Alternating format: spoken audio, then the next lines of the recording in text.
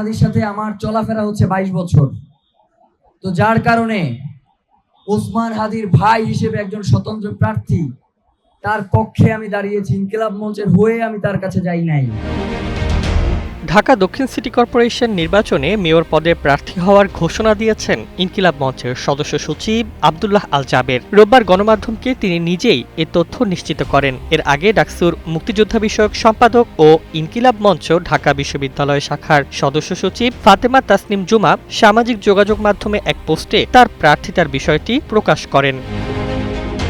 জানা গেছে, গত জুলাই আগস্টে সংঘটিত ছাত্র জনতার অভ্যুত্থানে সক্রিয়ভাবে অংশ নিয়েছিলেন জাবের। সেই আন্দোলনের চেতনা থেকে গড়ে ওঠা সাংস্কৃতিক সংগঠন ইনকিলাব মঞ্চে তিনি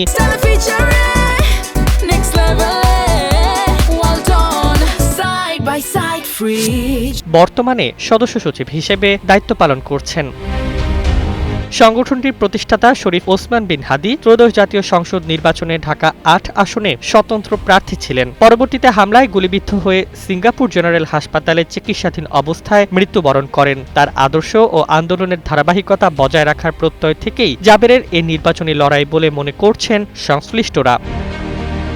ইনকিলাব মঞ্চের লক্ষ্য আধিপত্যবাদ বিরোধী অবস্থান নিয়ে স্বাধীনতা ও সার্বভৌমত্ব রক্ষা এবং ইনসাফ ভিত্তিক রাষ্ট্র বিনির্মাণ। জাবেরের প্রার্থিতা ঘোষণার মধ্য দিয়ে ঢাকা দক্ষিণের মেয়র নির্বাচন নতুন মাত্রা পেয়েছে। শিগগিরই তার নির্বাচনী ইশতেহার ও কর্মপরিকল্পনা প্রকাশ করা হবে বলে জানা গেছে। Desk report, Bangladesh bulletin.